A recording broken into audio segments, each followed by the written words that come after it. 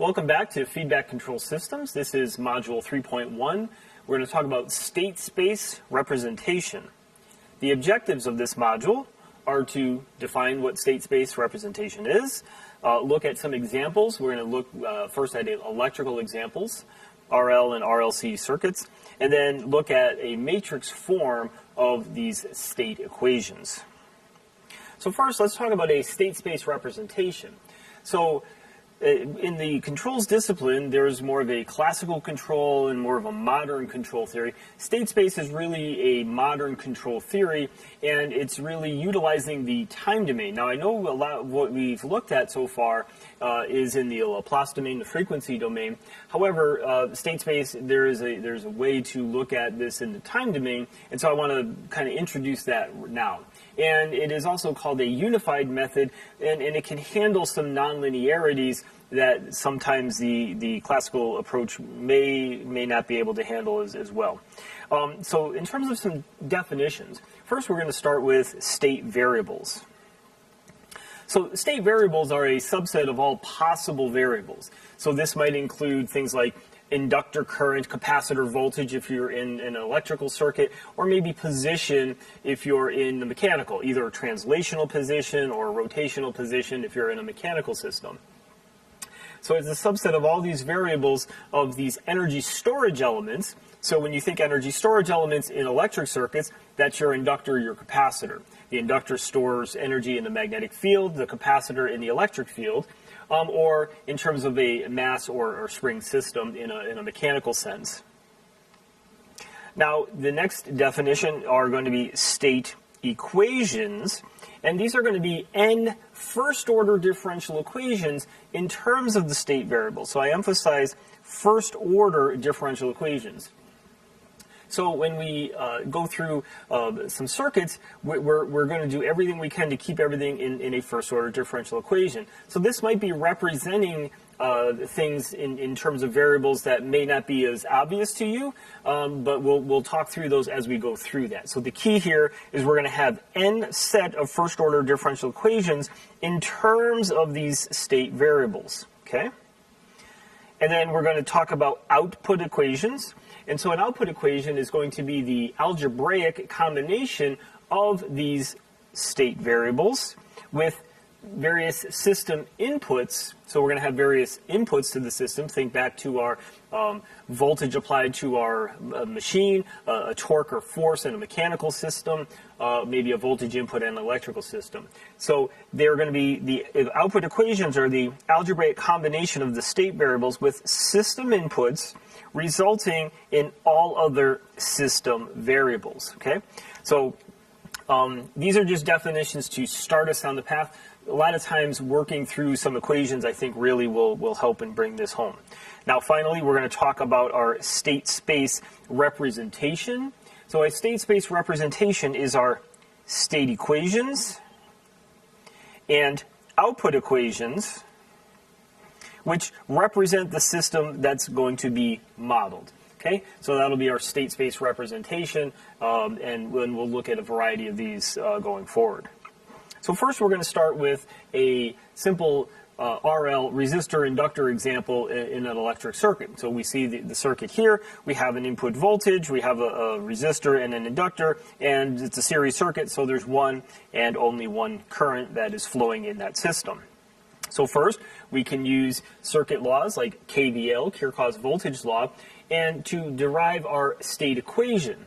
And so the state variable is going to be, in this case, the current, and really it's going to be looking at it from an inductor current. So our first order differential equation, the voltage applied, the forcing function, it's the IR voltage drop plus our LdIdt term. So this is our first order differential equation written in terms of the state variable current in the energy storage element, in this case the inductor. Now what we're going to do is take this first order differential equation in the time domain and put it in the Laplace domain. And this time what I want to do is previous examples we've looked at for electric circuits, we've said there's no initial conditions, everything's zero. Sometimes that's not going to be the case, so let's just address it. Let's be forthcoming and address it. So when we look at the Laplace tables, previously when we said, well, look, there's a derivative, well, that's an S term. But now, because we have this represents or helps to represent our initial condition. So you can go into your Laplace tables and recognize what we do with initial conditions. Okay, so this is basically what we're going to do. There might be some current at time 0 that's already in the system. Okay, and so we want to do that Laplace, and then everything else I think is going to be straightforward as we take that KVL into the Laplace domain. Next, what we want to do is solve for the current, I sub s. So we can rearrange this equation and solve for my I sub s. And I'll leave that up to you to get from this step down to this step, but it's just some simple algebra.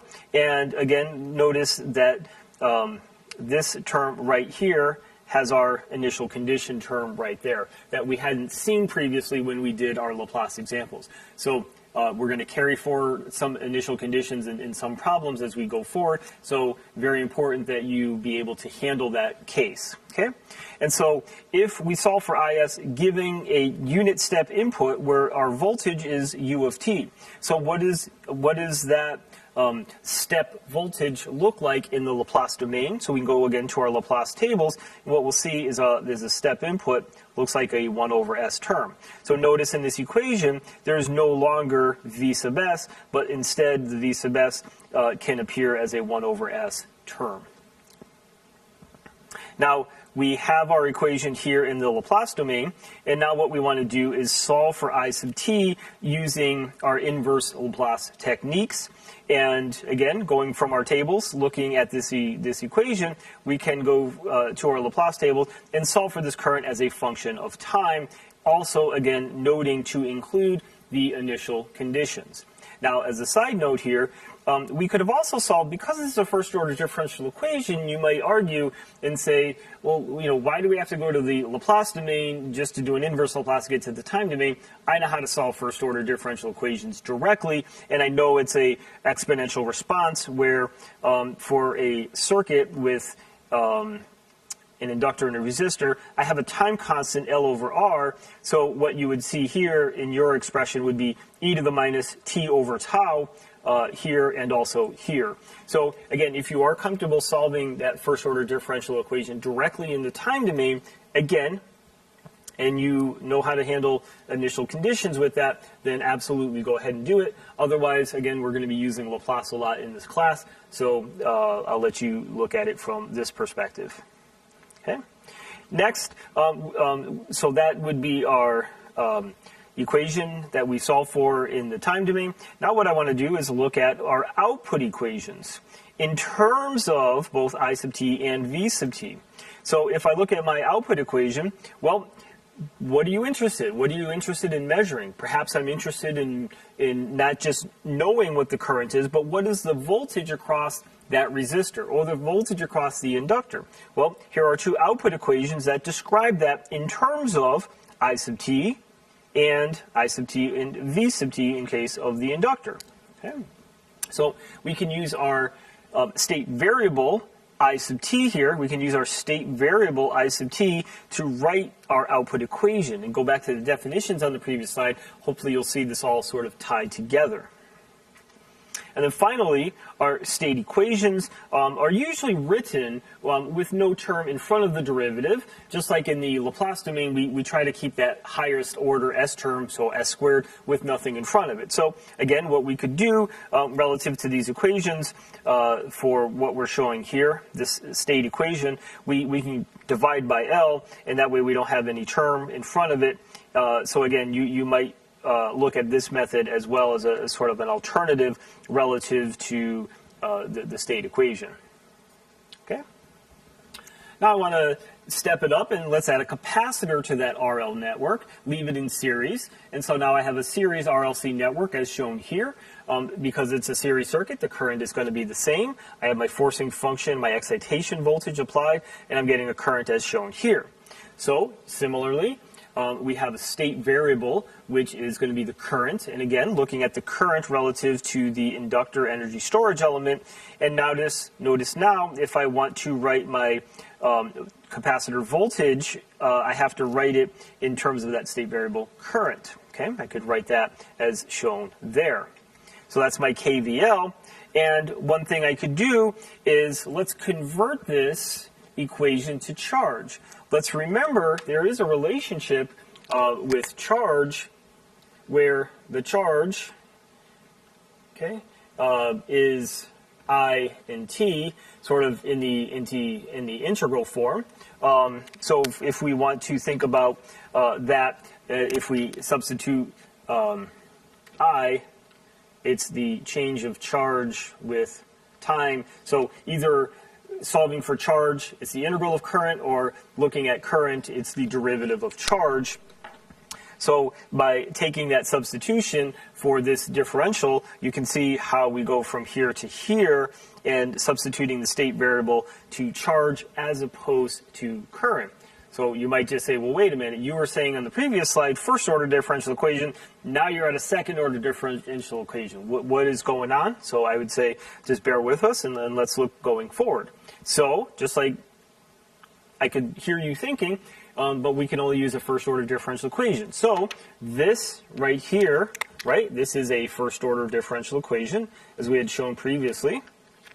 Okay, so that's what I'm showing here. That's a first order differential equation, certainly. Now, if I look at now my derivative of current with time, what would that look like? So I could look at that relative to changing this equation down here, putting everything that's not di dt on the other side of the equation. So you'll see a lot of negative signs here and here. So I first divided by my L, so you'll see an L in all these terms, move everything else to the other side, and now I can write my di dt in terms of not only charge, but also the current. So what I have now are two first order differential equations, one in terms of charge, one in terms of current, and so I can use these as my equations to come up with the state space representation. So again, the above are the two state equations with state variables Q, charge, and I, current. Okay, so that's the two equations that we would use to put in our analysis, and we eventually will put this in a matrix form. So now we could look at an output equation. So again, maybe in this case we are interested in, hey, what is the voltage across the inductor? What is the inductor voltage? That's a potential output equation. Now remember, we have to write our output equation in terms of the state variables and the state equations, okay? And so notice we have that in terms of there's an applied voltage, right? From KVL, there's an applied voltage. There's a voltage drop across the inductor written in terms of the state variable I sub t. And also, there's a voltage across the capacitor shown here, but I'm now writing it in terms of Q and C. Remember, from a capacitor perspective, we have Q equals C times V. So we can look at that relationship for a capacitor and solve for the capacitor voltage as Q divided by C, as shown in this equation right there. So the above equation now is a linear combination of the state variables and the input variables. So the input variable V sub t, and then the state variables Q sub t and I sub t. Now what we're going to do is look at those equations in a matrix form. So here were our two differential equations. We have 1 and 2 first order differential equations. So in this case, remember on the first slide we said there's n. So in this case, n is 2. We have two first order differential equations. Now this equation right here is our output equation. This was our output equation, which again, we said from the previous slide, maybe what we are most interested in is what is the voltage across this inductor. Now, we could say the voltage across the resistor, we could basically do anything we want, as long as we write it in terms of the input variables and the state variables as shown here. Now what I want to do is say, here is going to be the generic way that we want to put together our state space representation. So we have an x dot equals ax plus bu. So let's look at all these things. And then I have a y equals cx plus du. So let's start here and looking at what are these variables a, b, c, and d. A we're going to define as our system matrix. B will be our input matrix. C is going to be our output matrix. And then D we're going to call our feed-forward matrix. Okay? So that is going to be our definitions relative to that. And we'll describe those a little bit more as we go forward. Now, what about these variables? U is going to be our input vector. Okay? U is going to be our input vector. So that is going to talk about something with, here's our input, is V sub t. So our input vector should have something to do with that forcing function. Voltage in an electric circuit, maybe a force or torque in a mechanical circuit. So that's U. What is Y? That's going to be our output vector. Again, what are we looking at? What is our desire to measure, for example? X is going to be our state vector, and it's going to be made up of our state variables. And I have this x dot, which is the derivative of the state vector. So we'll use x dot as a shorthand. So if you see x dot, that's basically going to be a d by dt, so dx by dt. You might see eventually like an x double dot. Again, that would be a second derivative. Let me just clean that up a little bit. So an x dot would be our second derivative, and then x triple dot would be third derivative, etc. So just from a notation, that's what we're talking about there. Okay, so this will be the general form, and if we look at these equations now, we can take that. So what, based on this information, what is our x vector? Well, what are our two state variables? It's charge, q sub t, and also current, I sub t. So what is x dot? Well, that's just the derivative of those two, dq by dt, di by dt. Okay, let's go to our input. What is our input vector? Well, again, that's our forcing function. In this case, it's the voltage. Oops. So our input vector here is voltage, and you'll see that right there.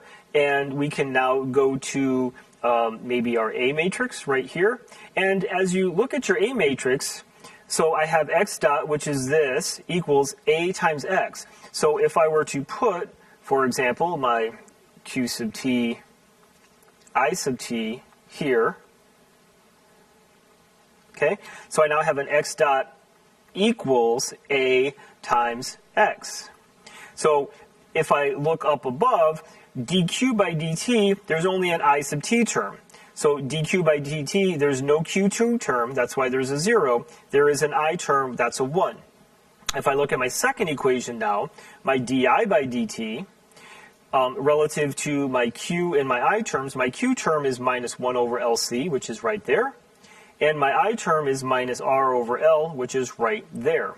So we're basically, my A matrix, which is my system matrix, it's really going to be dependent on my circuit elements. My resistors, inductors, capacitors in my electric circuits, and my springs, my dampers, and then either my mass or inertia in the mechanical systems. Okay, so that's going to be our system matrix. Now, what about our B matrix? That is our input matrix. Well, our input matrix, AX plus BU. So here's our x dot equals A x, and then plus b, so plus b times u. Well, our only input is v. So in our first equation, there's no dependency on v, so that's why there's a 0 there. But in our second equation, there is a dependency on v. That dependency is 1 over L, which is what we see right there. So that's our A and our B matrix. What about our C matrix? Now we're looking at our output. So in this case, what is our output? Our output is right here. Our output is right here. It's our V sub L. Okay, that's our Y term. Our Y term is V sub L. Y equals CX. So here's our C term. Okay, our X term, again, we could write Q sub T and then I sub T. So CX, and then that'll be plus DU. So my U term is right there. So let's look at my CX term. My first equation for my output, VL equals, there's a 1 over C, minus 1 over C term, times Q. There's a minus R term right here, times I. That's my C matrix. And that, again, is what we call our output matrix. And then our feed-forward matrix, our D matrix, is our output dependent on our input U? And in this case, yes, it is. And in front of it is a 1. So 1 D times U, 1 times VT is just VT. So that basically clears our matrix. So now we could write this in an X dot equals AX plus BU matrix, and then matrix form, and then Y equals CX plus DU. We have all of the information, and later on, that's just our system now is represented there, and then now we can start to talk about what do we do with that, and then maybe start looking at building controls and making that system do what we want. Okay, so how could we make the input change and do things such that we get the current that we want that would then give us the output voltage we want across that inductor. Okay? That will conclude this module. If you have any questions on this material, please don't hesitate to reach out. Thank you.